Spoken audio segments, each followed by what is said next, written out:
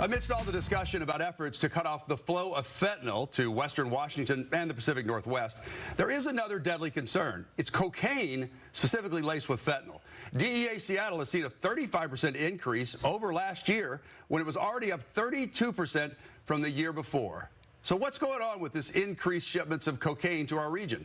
Special Agent in Charge Dave Reams joins us now. Thanks for being here. Thanks, David. You know, when I look at the overdose death reports, at least in King County, I've seen an uptick in the number of people who are dying from fentanyl mixed with meth and with cocaine.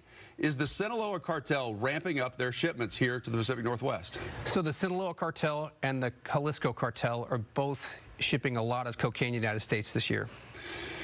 Is the fentanyl being mixed in here at a local level, or is that being done in Mexico and then sent here? Mostly we're seeing the fentanyl adding into the cocaine locally, so with the end distributor.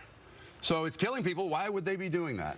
So if cocaine itself is not physiologically addictive, whereas fentanyl is. So if a dealer is selling cocaine mixed with some fentanyl, the person using the cocaine will become addicted to the fentanyl in the cocaine, and they'll want more of that specific kind. So if you go to somebody else with a cocaine that does not have fentanyl, that's not going to have the same effect as the cocaine with fentanyl. So it drives up the market for the person mixing the cocaine with fentanyl. Yeah, and this is a ticking time bomb for anybody using it. 100%, because they're not chemists who are mixing this in. There's not an even dispersion of the fentanyl inside any other substance. If you got a part with a clump of fentanyl in it, you're not going to make it. Yeah.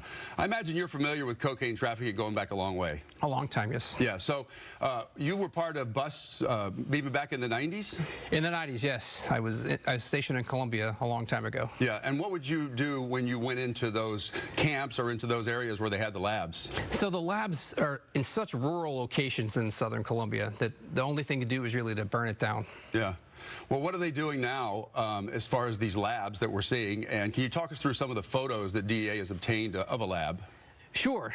So the Colombian National Police, with whom we have a fantastic working relationship, they're excellent partners. They have a lab for training where they have actual coca growing, which cocaine comes from this plant that's like a bushy, like a really green bush. So those leaves are coca leaves, and that becomes cocaine.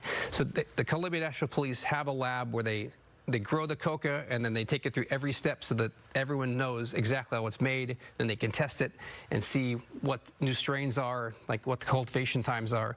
So the Colombian National Police maintains this area that we were able to view last year. We're talking about large amounts of money here, I know, and that's why they're shipping some of it here to Washington. It's a multi-billion-dollar industry, absolutely. Yeah. So part of that investigation found that they were using semis to ship the drugs here. Were they shipping all of the different drugs, meth and cocaine, as well as fentanyl? Yes, so these days, like you said, I've been involved in this a long time, and these days, traffickers have access to all variety of drugs. Back when I first started, a dealer had cocaine, or they had heroin, or they had methamphetamine. But now, these drugs are all distributed by the same two cartels, Sinaloa and CJNG. These two cartels provide everything, so every dealer has access to all drugs, which is part of the reason why this is so dangerous, because a dealer himself has the ability to mix fentanyl with cocaine. And that being the case, like, it's very common for us to seize cocaine and heroin and methamphetamine and fentanyl all from the same load, so we see that a lot. Wow. What's your warning to people who are using cocaine these days? Just like with any drug, you don't know what you're going to get. If the drug you're taking is not prescribed by a doctor and filled by a pharmacy, it could be anything, literally anything, and a lot of what's in there could kill you. Yeah. Narcan has saved a lot of people, but people using cocaine might not even think to have Narcan on hand. Exactly. There's no reason why cocaine should have fentanyl in it, except it's added there by the dealer. Yeah.